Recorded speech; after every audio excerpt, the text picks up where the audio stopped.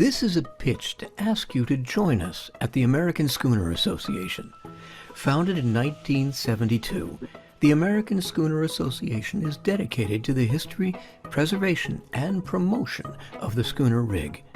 You don't need to be a schooner owner to join the organization, just to be interested in these beautiful boats. As time marches forward, the role that schooners played in the history of our country is fading too. Your membership helps support educational programs and provides a base for preserving these vessels. So, join us. It's inexpensive, important, and we'd love to have you along. We'll see you at amschooner.net.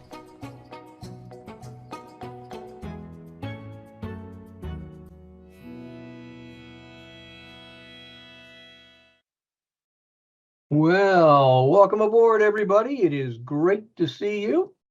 I'm Duncan Hood, and on behalf of the Great Chesapeake Bay Schooner Race and the American Schooner Association, I'd like to welcome you all here to this wonderful presentation with two of my good friends, Ken Kaye. Hi, Ken. Hello. And Jen Kaye. Hello. Hey, how cool is that? Very nice. I actually worked for Ken and Jen a long time ago, and we've known each other for many years, especially from the Great Chesapeake Bay Schooner Race. So all in all, we've had a pretty cool time. Now, before we get going, I would like to do a little bit of housekeeping here with the rest of you all. If you wouldn't mind opening your chat boxes, the chat box is at the bottom of your screen. If you mouse over, you'll see a little thing that says chat. Just type in where you're connecting from. I'm going to start off by saying Annapolis. And let's see what we got. Good, New Jersey, Arnold, Detroit. Okay. Can you believe it, Jen? It's working. Woo, it's amazing. Okay, that's great. All right. Well, hello, Jim and Doris in town. That's nice. I'm from Falmouth, Massachusetts, Middle River. Cool. Oh, Bill Milet. Oh, yeah, he used to work with us too. Yeah. We love that. Great fun. So this chat box is going to stay open. If you all would like to, send a couple comments to us while the thing is going on, please do so. And of course, we also have a Q&A box running. And if people feel more comfortable entering their questions in the Q&A, please do. Hi, Captains Ken and Jen. Means something's wrong with my punch. Tastes like tea, you tell me. I love that. Hey, the two of you, if you would take just a minute. Ken, why don't we start with you and then we'll go with Jen. Tell us a little bit about you and how you ended up doing what you're doing. And now that you're retired, take us into that. Well, let's see. Oh my goodness. Want me to start from the beginning? Well, not the super beginning. We know you were born. Well, I taught instrumental music for 25 years. And this was, I enjoyed it very much. And every summer, since I was a teacher, I had the summers off and I went sailing with my family. So that's Jen and Ellen and myself. And we raced the boats, we cruised the boats. And then I found that the town of Hamden, Connecticut, where I was teaching, decided that they didn't want instrumental music anymore on the elementary level, which cut into my heart because I had been enjoying it for 25 years. So I retired and I had to figure out what I was going to do for the rest of my life. And Jen made the wonderful, enthusiastic idea of doing schooners. Since we were up in Maine, we saw these schooners. Why not do it? So we did it. And so here we are now with two schooners, and they're mighty wonderful. They're and we mighty take wonderful. Out and we go sailing. And about what year was that, Jen, when you started this thing up? So I got the phone call in 92, right? 2 months before I was graduating college. And he's like, what am I going to do with my life? You have to come home. We have to have a family conversation. And being a family of three, it's very easy. Yeah, and hard all at the same time. But we made this decision that we had to find a place to do it. And the 3 finalists was Portland, Maine, it was Annapolis, and then it was Charleston. And Annapolis it was America's sailing capital. And believe it or not, there was only 1 boat and it only carried 6 people. So there was no way that more than 6 people could sail in America's sailing capital. So it was a no-brainer. Very cool. Now, Jen, you had spent, if I remember, a semester at sea, right? Yeah, I did it on board the Spirit of Massachusetts, which is now fondly a restaurant. It's now in a parking lot. Yeah, long story. Anyway, but yeah, it changed my life. So very cool. It's funny how there are programs for youth out there that do that. And that's such a perfect time in your life. I like to think that I've ruined a lot of people's lives by sending them out. So far, so good. Now tonight, it truly is amazing when we take people out for a sail, and you look at their eyes and watch them open up if they've never been sailing before, and saying, "Oh my God, this is not just a trip. I'm not on a bus." Well, that's true. And the thing is, not many people have access to this. And to get out there, it's amazing how great everybody feels going 5, 6, 7 miles an hour. It's crazy. And we love it. They love it. And boy, have you guys built a heck of a business. It's very, very gratifying to see. Would you like to run your video now for everybody, or do you want to talk a little bit more about the making of it? I would love my dad just to just quickly just say how you and Mom put this together, because this was put together in 1993. Oh, okay. The film, yeah. You'll see by the pixelation later, but yeah. Right. I mean, we were using tape recorders to record what was going on. Yeah. And that was the most modern thing that we could get at the time. So the chance that the fact that we did this was absolutely marvelous. I remember going on board and taping them constructing the boat. And I remember at like 3 o'clock in the morning, they were trying to put in a piece of wood that you had to flex to get it into place. And the struggle went on and on and on. And I caught just when they finally got the piece into place. Oh, no way. No way. There it was. And I had it on video. Oh, it's a miracle. Now, once you had it made, you had to edit it up. What was that like? Well, Ellen helped quite a bit with that. She is a computer specialist and an artist in her own way. And she understands videos, and she knew where to make the cuts and for both aesthetic and for practical reasons to do what we did. And then I came up with a script, and we just made our decisions as a team, the 3 of us, and that's how it got started. Yeah. So what we're going to see here is the building of Woodwind, and then also the sailing of Woodwind. So it's a pretty comprehensive piece. I think I saw this at Fawcett's with you guys, maybe right. Yeah, good many years ago. Something like that, a long time ago. But if you're ready to roll, let's do this thing, okay? Here we go.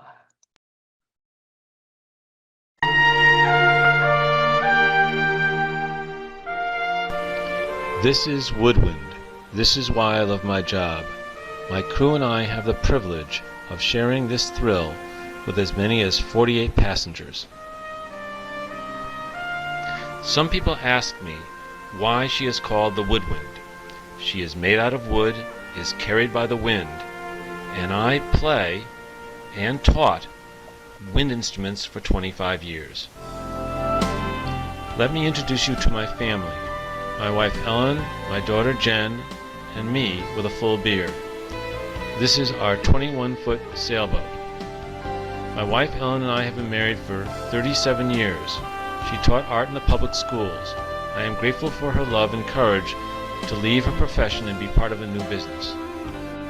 My daughter Jen is 6 years old in these pictures. She is now Captain Jen.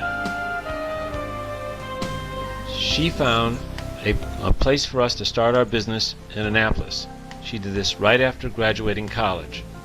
Here she is in command of her own small boat. Please look carefully at this picture. This is what is called a framed hull.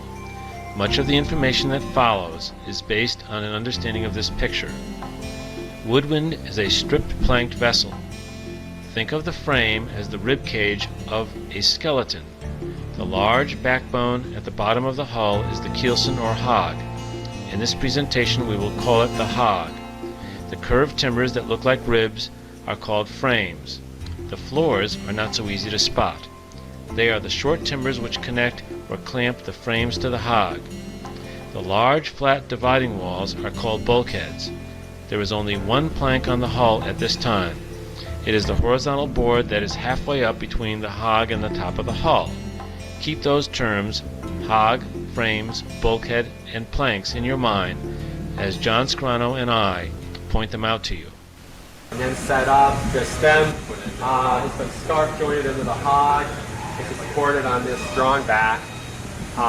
We will bevel the hog to match the bevels on the stem. After most of the planking has already been installed and we're supporting the boat on its planking, when we can pull out the strong back material and then proceed to put the correct bevel on the hog to take the rest of the planking going aft from that point. And you can see we've got the first 4 of 8 bulkheads installed at this point. The rest of the bulkheads will go on next. After the bulkheads go on, we'll put on some stringers and we'll attach the rest of the 50 frames against those stringers. So, what you're looking at is the transom or stern connected to the hog. The timbers running perpendicular to the hog are the floors. They have not been glued down or fastened. They will be later. There's a bulkhead. There are more floors.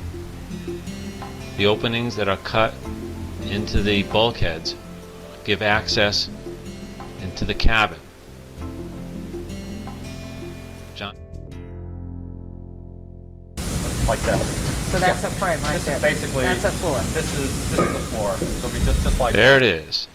The frames going into the floor are going 90 degrees to the hog. The floors are the clamp. John is now going to explain how the frames are constructed. These planks with resorcinol glue on both sides, then they'll be stacked up together to make up the total 2.5-inch frame thickness. And that laminate will be set down on this jig, which is just plastic film over the full-scale body plan drawing. And the planks will then be pulled in with bar clamps against the dogs, laid against the lines of the body plan section, and clamped into place, and then lifted off after it's dried tomorrow morning.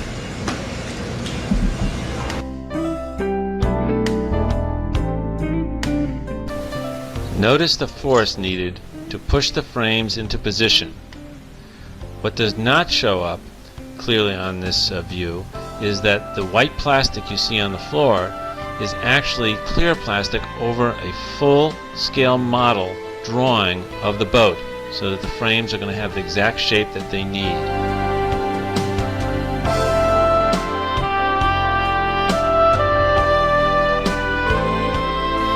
The full-scale drawing was done on the computer that John has, and this kind of drawing using a computer is called CAD, or Computer Aided Design. It's a wonderful program that saves a lot of time.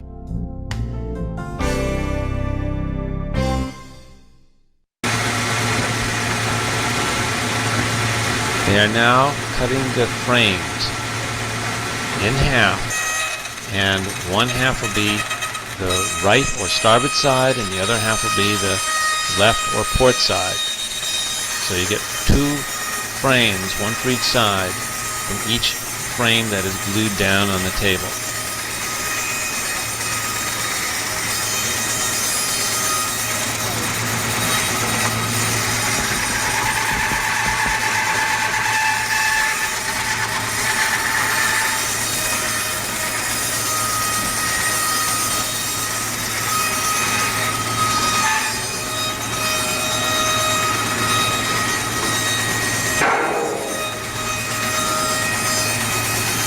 The other thing notice is that these men are wearing coats.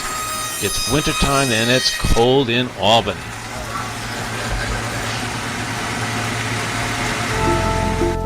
Now for a little review. Here's the framed hull. You can see the frames going into the hog, and the floors clamping the frames to the hog.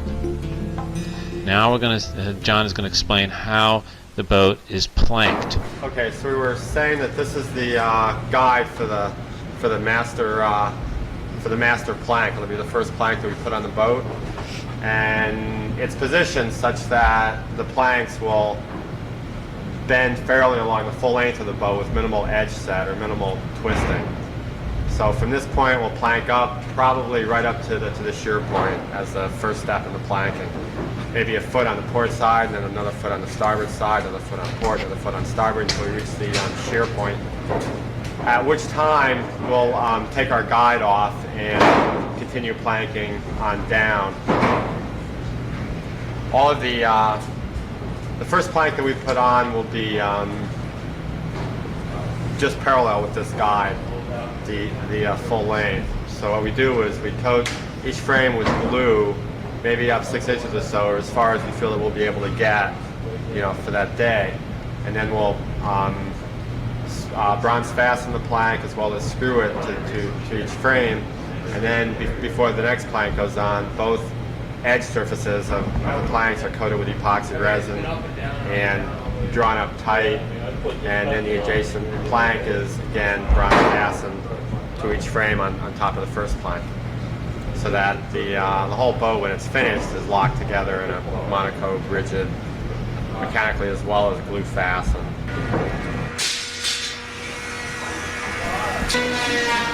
The workers here are clamping, gluing, and screwing the planks in place.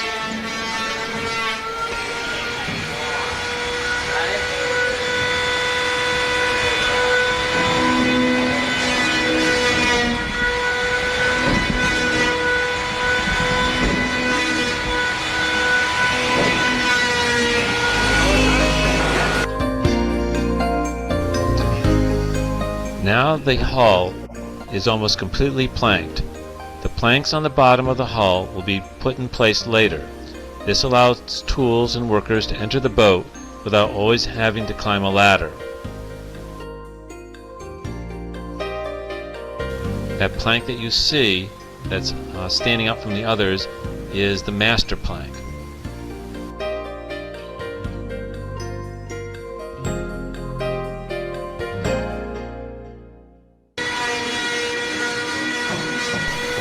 Now that the hull is planked, Bob is ferrying the hull with a power planer. This heavy tool weighs about 20 pounds. Imagine how tiring it is to hold that tool over your head as you plane the bottom of the hull. Still, it beats hand planing.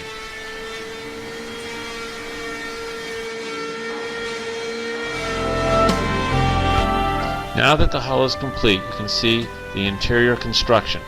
We're looking at the galley area where the cooking is going to be done.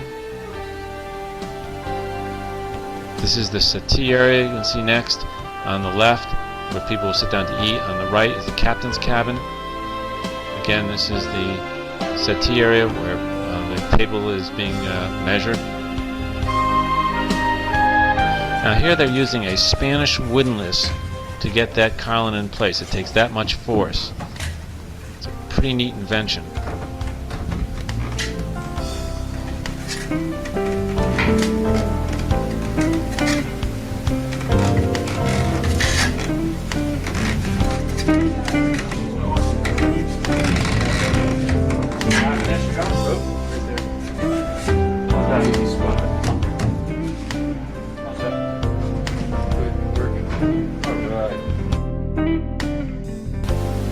Here the keel is being faired. The keel is hollow.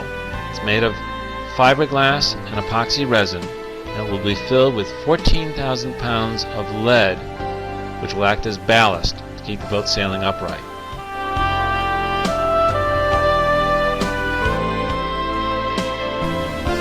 Has anyone ever built anything in your basement just to find that you cannot get it out the door? Maybe you have heard of someone else making that error. They are actually dismantling the front of the shed so that they can get the boat out. They actually anticipated this. The building is such a ramshackle old place, kind of put together with spit and glue.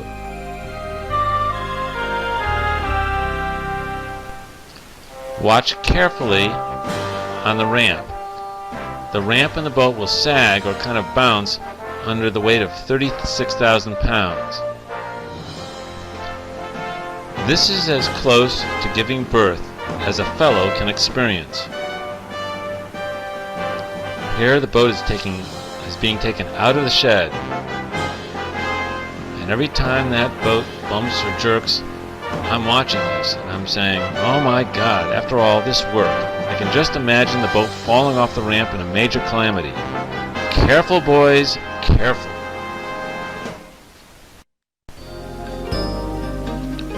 The boat has been placed on a crane and is being lowered onto the keel. Notice the struggle to maneuver the boat onto the keel bolts. The keel bolts are going to go right through the keelson. They are 1 inch in diameters, and they are threaded rod.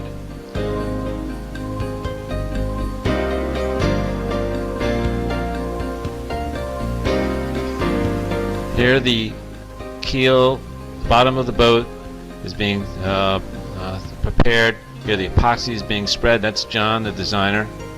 Everybody gets involved. They're all spreading the epoxy to glue the keel onto the keelson, onto the bottom of the boat, or the hog.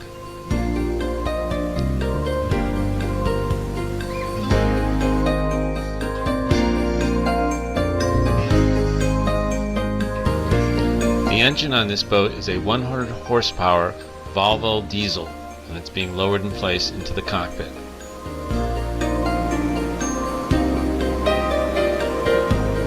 And of course, no boat would be complete without the sign or the ship's name on the back of the hull.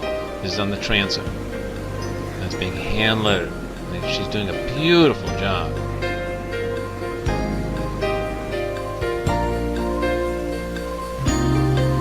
Here the wheel is being fitted in place. Not that way. Try it again. Whoop, there we go. Now you got it right.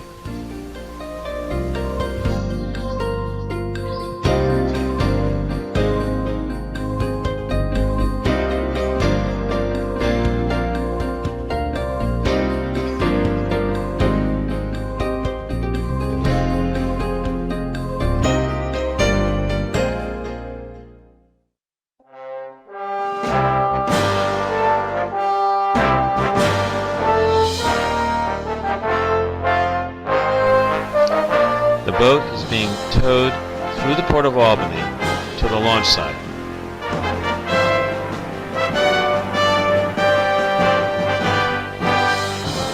I love a parade. Yum, da da da da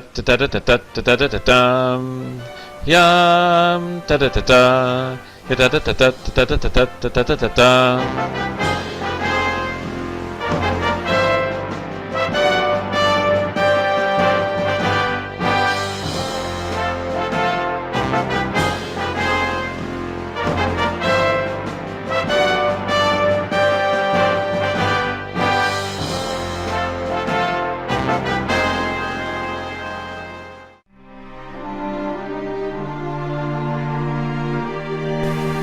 Here the boat is being lowered by the crane into the water. Watch the worker holding the line that's steadying this boat. He almost gets dragged into the water.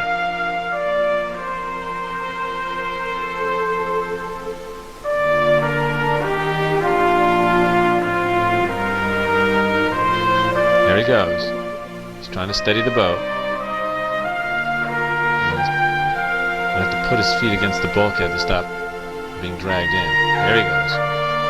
One giant pull, almost in the water, and he stops it. There he goes. Good.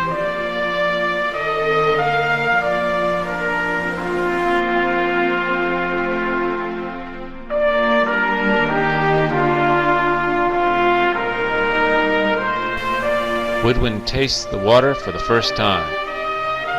Hallelujah. Now we have a boat, and it's afloat. The boat's going to be motored up to the Schooner boatyard, where the masts and rigging will be fitted out. We still have many days and hours to go, but at least we've got something floating. And she is pretty. So this is the Coast Guard officer. He is inspecting the boat for the final time to make sure that all systems are in properly. This is her maiden voyage.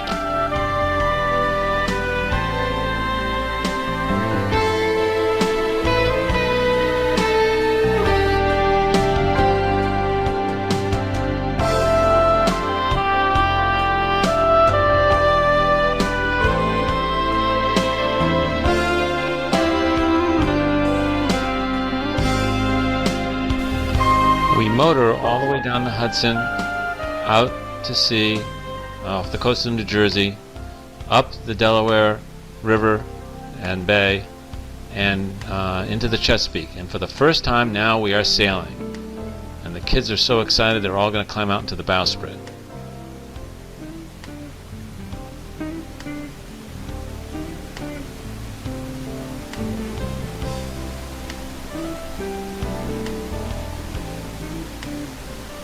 Yep, there they are. That's Jeremy, Jen, and Art.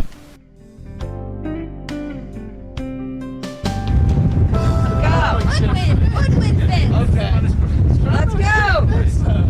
All right. So blue, winds right home. A rolling I will go. I'll say no more on English shore to hear the music play.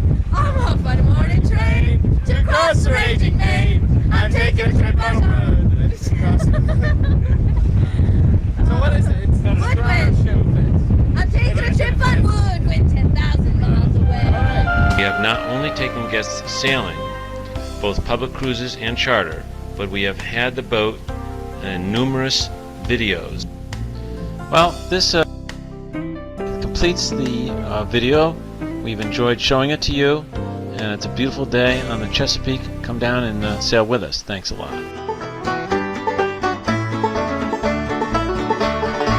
Set sight of grace and beauty tacking across the bay. Staysail schooner rigged, she's swiftly underway. Pride of dear Annapolis and with her noble crew, quickly passing older boats and new. She's the Woodwind, running free, all the way to the windward and lee. She's the Woodwind, hard to lee. Let her go, running free. Hear her hull, it comes alive, and how her rigging laughs. Sails away goodbye as she passes all the gaffs. Here out on the Chesapeake amid the schooner race, she's the one that always sets the pace. She's the Woodwind, running free, all the way to the windward and lee. She's the Woodwind, hard to lee.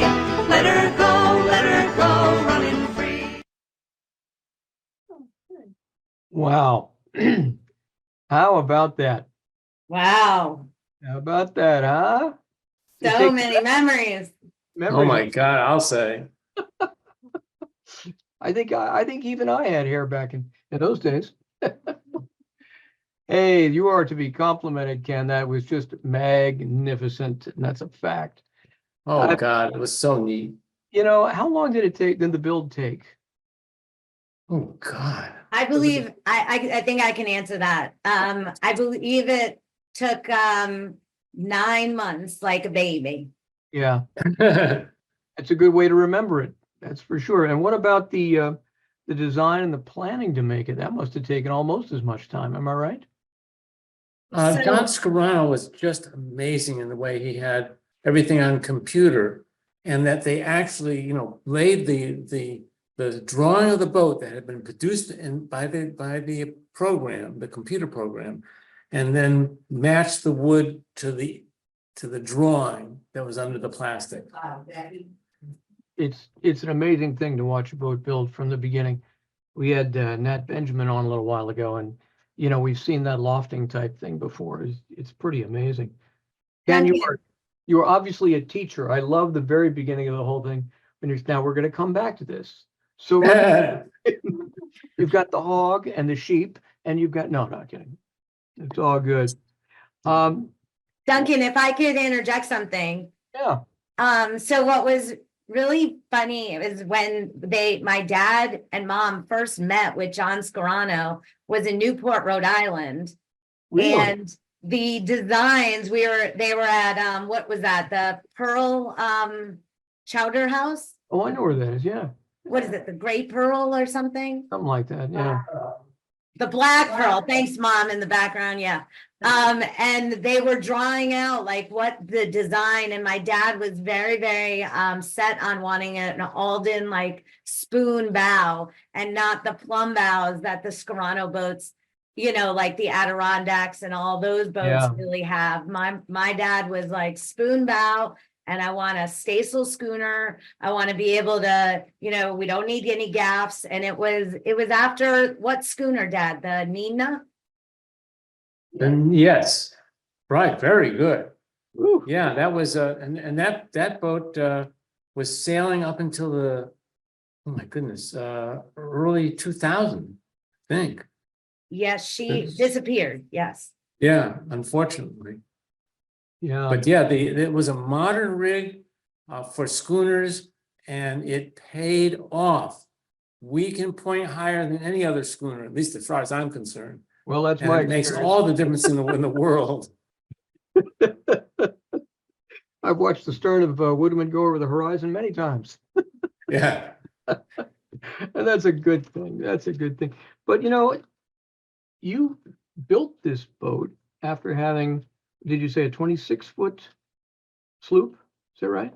Well, but the last boat that we had for our own pleasure was a 31-foot sloop. Yeah. So how did, Niagara 31. And it was designed by Herman Frères. So it was speedy, but she didn't look so speedy. She still looked classic, which I think is what Woodwind, represents as well. Yeah, absolutely. Well, one of the things about that boat is it's so light. And Yes. big things that makes it fast. And pretty impressive all in all.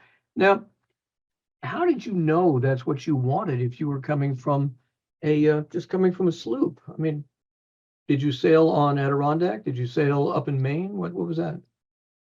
We sailed on a lot of boats, mostly up in Maine. Yeah. And you could see that these boats, most of them were gaff rigged. Yeah. You could see that they couldn't point as high as our sloop. And then all was saying in the same way, like, you need to have a modern rig, but you've got to have some historical basis for it. And the staysail schooner, those boats were built as pleasure boats and yachts for competition. They raced these boats. Yeah. And so the staysail schooner between 1920 and 1940, that was its heyday. And they were just gorgeous boats and still are. And that gives us our basis. We're not, we're not a pirate boat, and we don't carry cargo other than passengers. We're built to sail, and the boat sails well. We've been out in the schooner race at 3 o'clock in the morning, climbing up these waves, going at 9 knots, and then scooting down them like a sled and going at 16.9 knots. Yeah. That's 20 miles per hour. That God. is fast. And the boat doesn't gently do that. You have to control it. Yeah, no kidding. My God. Anytime we go over 9, I'm terrified. Same old thing. But I will tell you that my dad had, so we had the crush on Nina. Yeah. And that was brought to his attention by, the beautiful photography of the Rosenfelds. And and then also the schooner Brilliant. And if I can just tell a cute little story here. Oh, please do. Okay, so living in Connecticut and my parents sailing around, the New England area, oftentimes we would see the schooner Brilliant.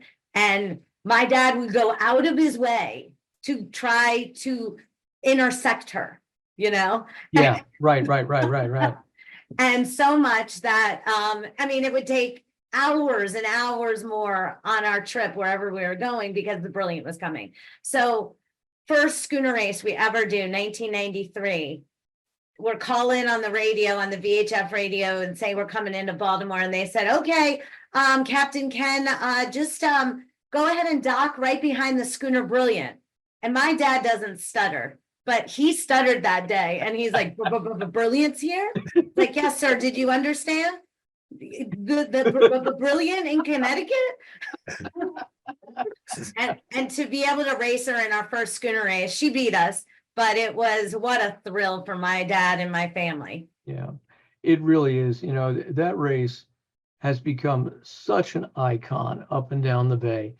And it's a chance, for those of us who work in the industry to really just celebrate and sail for fun. And that's why we still do it. And I'm so glad you guys do it with us here.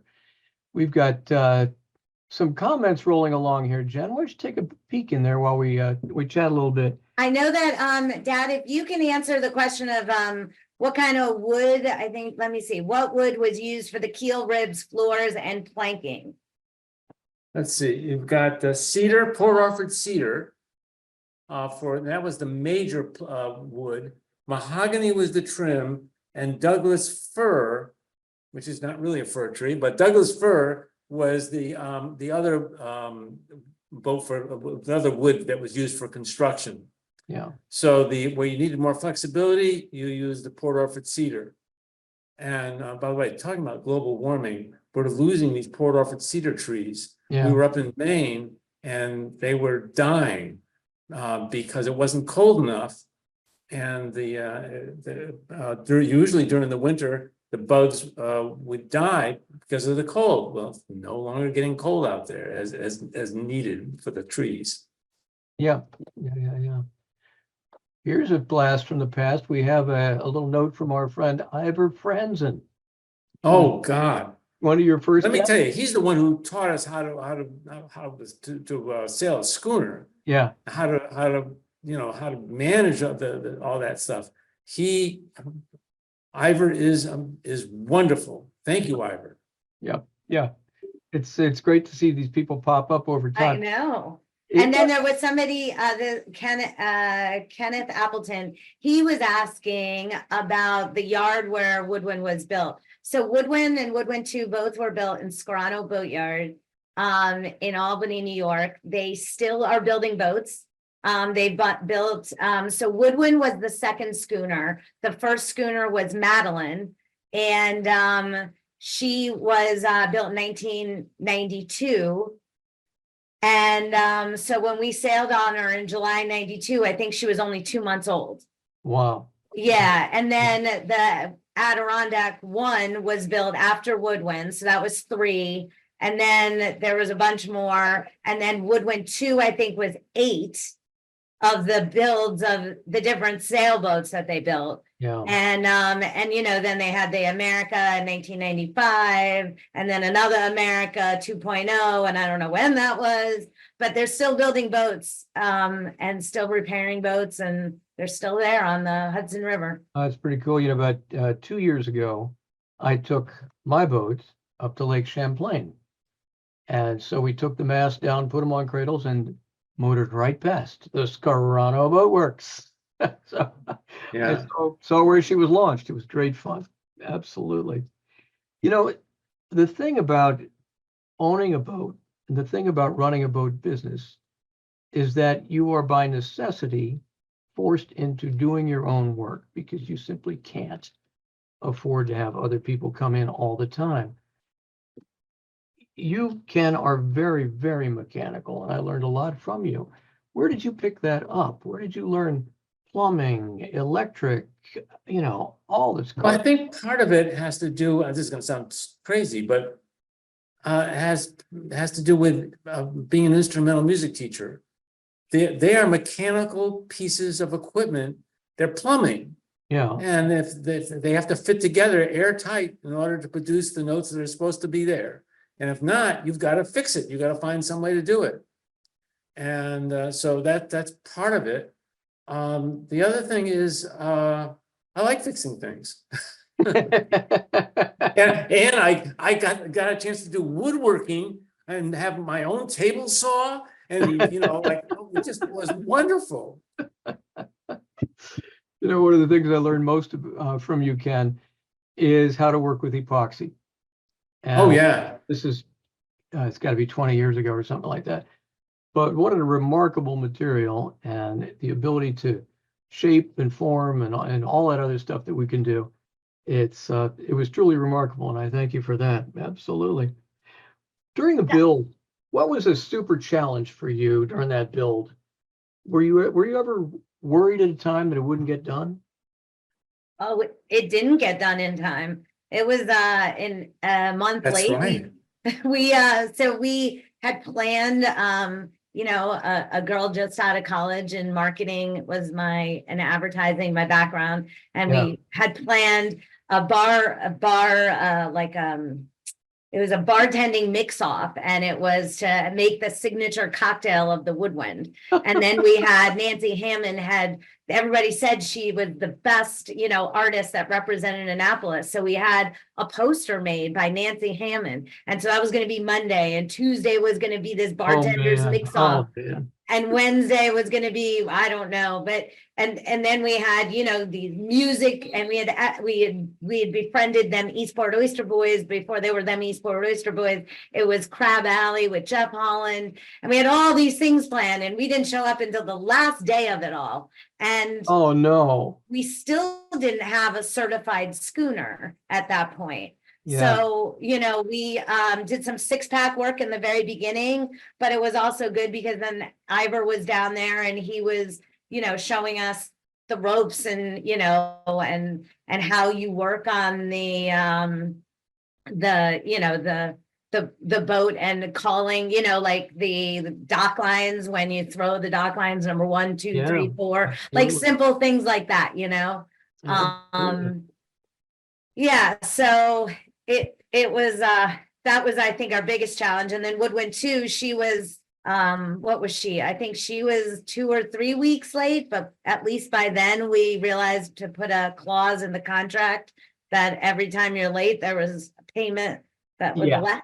Yeah, it's funny how we learn as we go. That's for sure. Yes. That's for sure. We're going to get technical just for a second. Why don't you tell the people a little bit about what it means to be Coast Guard inspected and your COI, because people are curious, why they can't take people out for pay on their boat. Oh, wow. So briefly. Yeah, briefly is basically there's rules that are in place to keep the public safe. And in order to keep the public safe, they want you to adhere by these rules and regulations. And these rules and regulations are from anything of how wide the companionways need to be, to which way the doors open, to how high the lifelines need to be, and things like that. Now it keeps going on and on and on of how much sail area you can have and what you can't have up, and why we don't run a spinnaker other than when we have less than 6 people on the boat, or 6 or less. And so that is put in place to keep the public safe and to make sure that we get inspected every year by the Coast Guard. They come down, they watch us do man overboard drills, all the things that a regular recreational boater would never have to do. Is that Absolutely quick? true. Yeah, that was beautiful. Yes, excellent. For the people who have been watching this series for a while, you might remember our talk with Kathy Bergren Smith called Deadly Gamble. And that was the wreck of 11J Marvel. Oh my God, yes. Just before, it was 11J Marvel's wreck which actually was the impetus to create the inspection regimens that we have now. And that came into play probably around mid 50s, 1950s or something like that. Yeah. Yeah, so that's good. Now, not only have you guys built a beautiful boat, but just as importantly, or maybe more importantly, you've built a very stable business. Is there anything that you would credit to that becoming as successful as you have? What has contributed to that? I think for what comes into my mind is Jen is just a marvelous, not only does she captain well, but she runs a business well. Yeah. And she runs it in a sympathetic way towards those people who either guests of ours, paying guests, or crew members or captains who work for us. She really makes people feel that we're part of a family, and it is true, they are part of our family. And they know that they have to do what is right. And that's amazing. So Jen, thank you so much. Oh, Dad, thank you very much. And Mom, I hear you in the background too. Yeah, there you go. But I would like to just add that, somebody told us very much in the beginning that said, if you want to stay and be part of the fabric of Annapolis, do not go south in the winter. That's interesting. Yeah. And I will tell you that, they were saying, be part of the community, get on boards of directors, get it, volunteer, be a part of this town and the tourism in this town, and they'll give back to you. And I think that was, one of the best things that anybody has ever said and to us. And the other thing is that, to try to get all the people that see all the new people coming into town, to get them on the boat so they can experience it. And then they'll be the ones that will then be our greatest spokespeople. Very cool. I have to tell you too, that I've just had a chat come in from John Ferguson, who was the last living survivor of the wreck of the 11J Marvel. How cool is that? Oh my God. Well, it is amazing, I would just say, to see all these people that are chiming in and how many we know, how many are frequent sailors, some of which we haven't seen in a while, how many have worked for us.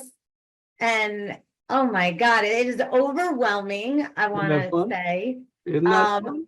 I want to just touch base on one of these if I can. Jim Ryder, you were asking about the upcoming changes on the dock at the Annapolis Waterfront Hotel. And I just want to tell you that we have a contract in place till at least 2029. We are not going anywhere. It's just going to be a different restaurant that's there. And we will definitely miss the heck out of all of the staff and our friends at Pussers. But we have to look forward and to the next step, and we will be there. That's a great answer. It must be very gratifying to see all the people who have worked with you and where they've gone, what they've done. They've taken away a lot of wonderful stories with you all. That's for sure. Oh, I've got to point out, Jen just finished a journey across the Atlantic from the Cape Verde Islands to the Barbados Islands, 2,000 miles. And the person who was captain on the 64-foot vessel was Andy Schell, and he used to work for us. I know, that's true. Andy was a crew member of mine back 100 years ago, and now he's way gone past us. Let's take a moment here to talk just a little bit about the schooner race, which you participate in every year and collect clock after clock after clock. What was the impetus for joining the schooner race in the first place? Did you just want to play with other people, or where was that coming from? It was such a surprise. All of a sudden they said, "So you're going to be in the schooner race?" The schooner race? Oh my God, that's terrific! So that was easy. Yeah. Jen, tell me a little bit about your experience with the schooner race. Is that something that you just sort of fell into right away because you loved it, or what?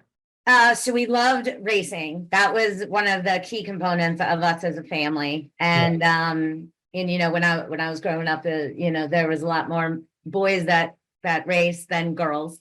Yeah.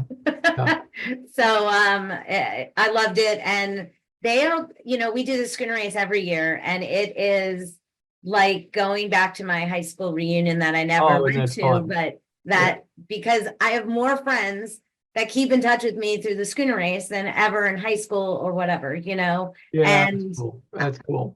It really truly is. The camaraderie of the schooner race is like, you know, going home every year for a reunion. Yeah, it's like the icing on the cupcake, I think. Yeah. So, you know, what's happened over time is that, of course, schooners are getting old and the owners of schooners are getting old. And 2 years ago, we opened up an invitational class for anybody who owns classic boats from the age of schooners to join us. And this seems like a perfect time for a segue. And how much does a segue? And after that, we're going to come back and we're going to talk about wedding crashers. Woohoo! So let's do that. Here we go. Do-do-do-do.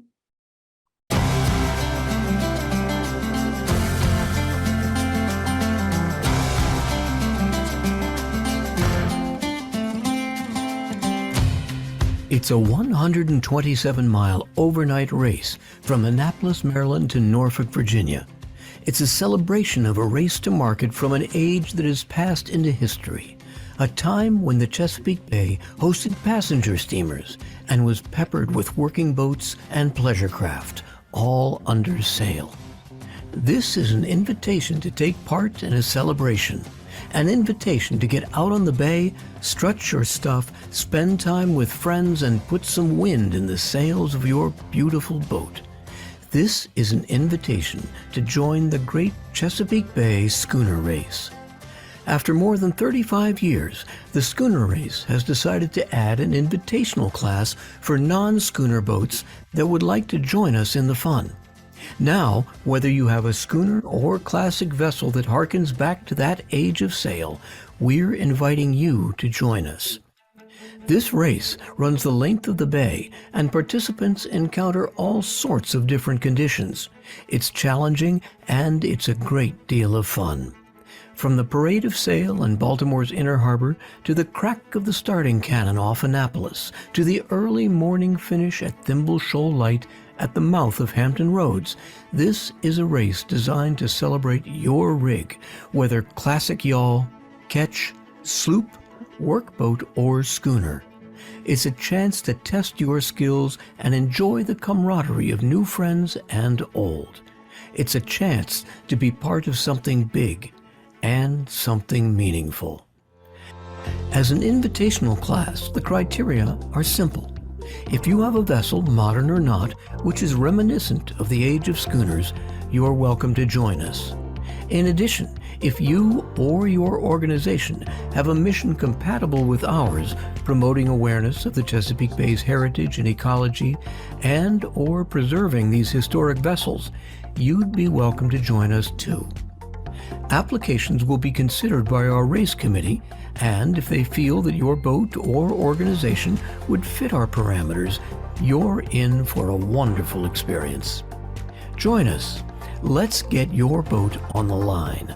Or if you know of anyone else who might fit our criteria, send this over to them. Let's keep this great event alive, and let's give back to those who live along our shores. Join us for the Great Chesapeake Bay Schooner Race. It's a ride to remember. To find out more about the race and our mission of supporting not-for-profit organizations on and around the Bay, please visit us at gcbsr.org.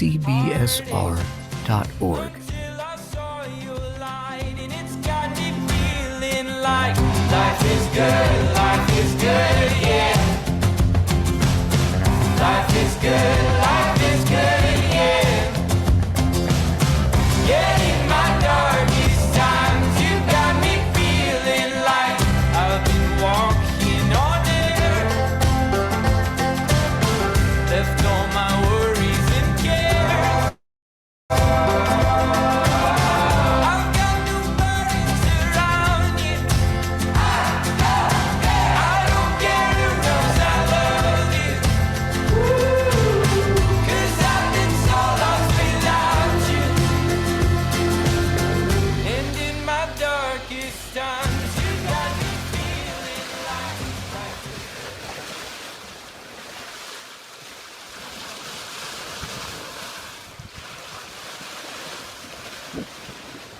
And that's the schooner race. Oh, so many wonderful people in that piece. Oh, so many wonderful people. You know, we've been doing that for 35 years, not me personally, but that's how long it's been going. It's been such a joy, frankly, to be with you two as well. We really have enjoyed it. I've enjoyed standing on the bowsprit of my boat, singing stupid songs across to your boat. Now, before we go, we can't hang up without talking about Wedding Crashers. Tell me a little bit about how that came to be. Well, they first came to us and told us it was going to be a commercial. What? Yeah, they Really? first said that it was going to be a commercial, and then and they needed to see the boat, and they came on down, but there was a lot of them, and once they stepped on that boat, they thought it was like watching a you know, they knew it was going to be the right boat. They had seen 60 other boats. What? And this was finally the right one. And a friend of mine was helping them with the whole thing. And they said, no, we really need to find a boat that's on the market. Because I guess when they're using things for film, they like to find things that are getting ready to be sold. So the owners have already distanced themselves with their relationship with that home, you know, car, whatever. Yeah. Well, there's a cute story you tell about the naming of the boat. Why don't you fill us in there? So the name of the boat was supposed to be Kathleen for Kitty Cat's, you know, character in the movie, which was played by Jane Seymour. And they came and they were getting ready to put the name on, and something happened and they did it wrong. And we got to leave the name on, but we didn't know how long that would be. And all of a sudden, Christopher Walken steering the boat above me, and he yells up and he says, the Woodwind. He's like, John, my boy, man the Woodwind for a while. And I'm like, oh. And I was like, and he stares daggers at me, you know, and I'm like, and I was apologizing, but you know, it was already ruined the moment, you know, and then he had to do it 2 or 3 more times. And then he said Windwood. And finally they told me, don't talk to the talent, but I talked to the talent and I said, Mr. Walken, I just want to tell you that I'm so sorry for that first gasp, but I didn't know the name of the boat was going to be in here. I thought it was going to be a different one. He's like, yeah, me too.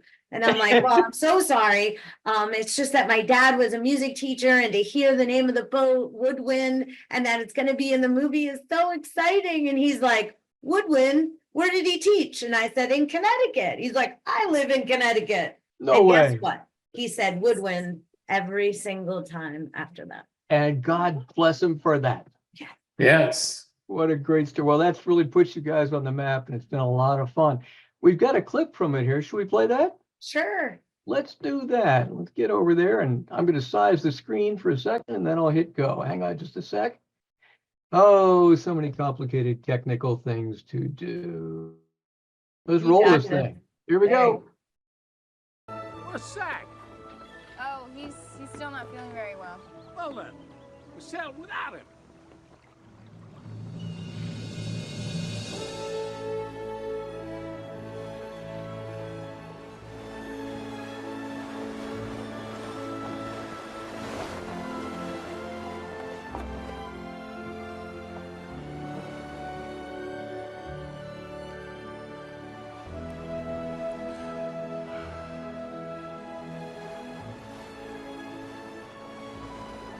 John, my boy! Yes?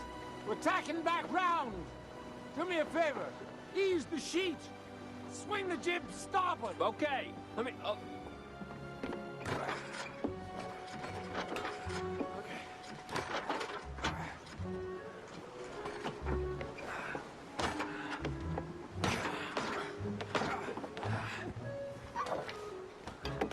One minute. Hi. Hi. How's it going? Oh, just swinging the jib here for your dad. Starboard. Trying to get it over here and crease the sheet. But starboard's this way. Oh, that's right. What am I... Yeah. What am I thinking? I'll help. Okay. Hang on. All right. Watch the jib boom. Oh. All right. Push it this way. is better. Come on, use some muscle. There we go. All right, that's good. Done, done. Yeah, I'm used to sailing down under with the Kiwis, so everything's backwards. Even the toilets, when you flush them, the water spins the opposite way. Really freaks you out the first time you see it. Ah.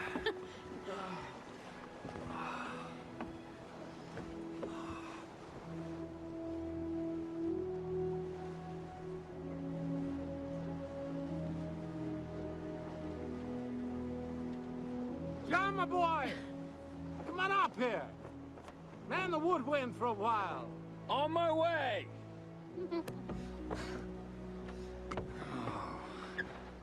Hey, your dad was telling me about a great beach near here that maybe we could check out if you have any interest when we get back. Yeah, Great.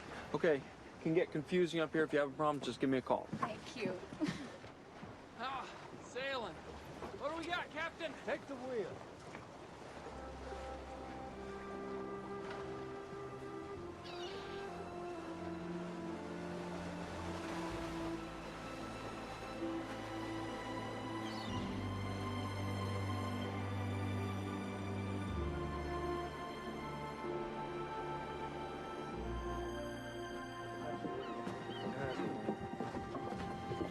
Thanks. Now, how would one get to the Sook's Bend? Actually, it'd be a really nice bike ride. Well, that... Everything's ready for the quail hunt. Sorry, the quail? Yeah, it's a Cleary family tradition. Well, I think you might have to deal me out on this, because we were gonna... Nonsense, I insist. John, you gotta go. You're gonna love it. You're gonna love it. Zach, honey, you a little bit sick for hunting? Oh, no, I'm great. Honey, I'm great. Oh, I'm going. Right? Right? Okay, you're going, so, guess I'll see you later. See you later. Just take it easy, okay? Okay. Mr. Environmental's also a hunter. It's kind of an interesting combination. I hunt quail, Jeremy. They're overpopulated in this region, and they're decimating the grubworm population. You got a fucking problem with that? Not nearly as much as I do with the attire that you have on, or just your general point of view towards everybody. But let's go kill some birds. Always a good one. Love to see that. Oh my God. Takes you back, doesn't it? Oh, wow. So they got such beautiful, beautiful shots. Oh, wonderful. And that was before drones. Did they have a helicopter flying around? Yeah, they did. It was making me very uncomfortable because I had to leave the boat with somebody else steering the boat, and I had to be down below, and he was like our water coordinator. Yes. Wow. So he was looking out, right? Yeah, well, that was in the Miles River near St. Michael's. Yeah. Yeah, there's no room there. It's unbelievable. Now, people probably don't really know this, but you were steering the boat, even though it looked like he was, right? Yeah, so I was actually down below him, actually steering the boat with a compass on my chest. And yeah, well, he was above me. I gotta love that. You know, I've got a picture or two to show about that. You want to talk to the pictures as I show them? Sure. All right, hang on just a second. Let's get you up here. Boop, boop, boop. This is pretty cool, yeah. I've never seen this guy before. Who's he? Yeah, so that's Christopher Walken. Well, you know what everybody sees in the movie. Uh-huh. But really. Oh, I've got the wrong way. That's it. All right. So there he is. And you could just see there's so many people on board the boat. But when they show the film, they're all hiding down below. Yeah. More importantly, you can see Vince is sitting there reading the sports page. Exactly. It's crazy how many people it takes to make a movie. That's for sure. Yes. Hurry up and wait. Who's that? Yeah, there you go. Yep. Great little picture. So you were actually able to make the boat go where you want without looking and with a compass on your chest. Yeah, that was as we were headed right into La Trappe, Maryland, in like 6 foot depth, and it was making me very, very anxious. Oh boy. Yeah. Because the boat, if I remember, draws 7. Am I right? Yeah, you're correct. Yeah, I thought so. Thought so. But we didn't hit. We didn't hit. Oh, nice. And there's Miss Jane Seymour. And the funny thing about this one is if you look at her heels on the very bottom, there's a big anti-skid, anti-skid and soft spot so that she could wear them on the water. She ended up losing, all she was supposed to do was have a drink in her hand, a crystal, beautiful crystal like glass. And and it just kept falling off. And on the sixth one, they're like, this is the last one. You gotta hold on to your glass. Now, how many glasses had she put down by that time? Yeah, and then there's Emily. Oh, that's nice to see Emily. Oh, yeah. Let's see what else we got here. Oh, there he is. And here you are next to him. Yeah, and I'm steering with my foot. And this is the first moment that I get a glimpse of, this is the over the shoulder shot. So if you see right above my head is the camera, and then right to the feet of the guy in the blue jacket is the monitor. And that monitor is showing exactly what that movie camera is seeing, which happens to be the view I see every single day standing behind the wheel. And it's all in full def, in high def. And I'm like, I just started bawling. Oh, I love that. Let's see what else we got here. Oh, and that's the view. That's the view, but without the deck boxes. All of the life jacket boxes are off. We actually had to get the Coast Guard's permission to take the life jacket boxes off the boat, put all the life jackets down below. We even had to get permission to change the name of the boat, even though they didn't end up doing it. Really? Yeah. How interesting. Yeah. How interesting. Yes. Wow. Quite a view. And there he is again. There he is again. Now you all know I'm underneath. Gotta know it. Oh man, what fun. Well, that really was quite a feather in your cap. And I hadn't realized they'd looked at so many boats before. Yeah. Yeah. So it was just, it's very amazing that movie has moved on to the famous movie that it is. And next year is 20 years. No way. Yes. Unbelievable. Yes. Now I'm going to ask you a couple more questions, then we'll let you go. But over the years, can you sort of name a challenge or two that really was something to overcome as you built the business? I hear my mom talking in the background, but I can't hear what she's saying. COVID. Yes. Talk about that. Let's see what happened. Yeah. And that's when we ended up making zones on the boat so that people would be able to sit in their zone and not have to wear a mask, because there are people that were in their zone were 6 feet away from anybody else on the boat. And that was a very trying time. Yeah. Now we lost passengers, right? Yeah. So we were at half capacity. But on the other side of it, the people that came sailing with us during COVID, it was the respite and the moments that they needed. And their way to get out on the water doing something that they love in some sort of normalcy. Yeah, and I do remember that feeling for sure. Well, Ken, let's put a button on this. Tell me a little bit about how you feel after starting a business like this and finally retiring. I don't know. I mean, I like being retired. On the other hand, I do enjoy each season I get a chance to go out. And last season I actually did some captaining, not just crewing. And it was very nice and very rewarding and very difficult. And but it's I don't know what else to tell you. Yeah. Well, it is remarkable the effect you've had on our town, on the sport, and frankly, on keeping these great old boats alive. And I sure appreciate everything you've done. Here I am at the lofty position as the chair of the Great Chesapeake Bay Schooner Race, and without you guys, we would be a lot smaller race. That's for sure. And we so appreciate your efforts. Well, we've enjoyed it. It's really important. Thank you. Jen, I'm going to let you have a chance to put a button on this conversation. And how's it been for you growing up? You really have grown up. in this business, and this is now your life's work. I'm still 5'0". Haven't grown that much. But it's amazing that I'm so lucky to have two wonderful, parents that believed in my crazy idea and who have put money down to make this happen. And then now, it's all paying them back as well. And to be able to do something with people that you love, and that is something that you also love, is quite a challenge.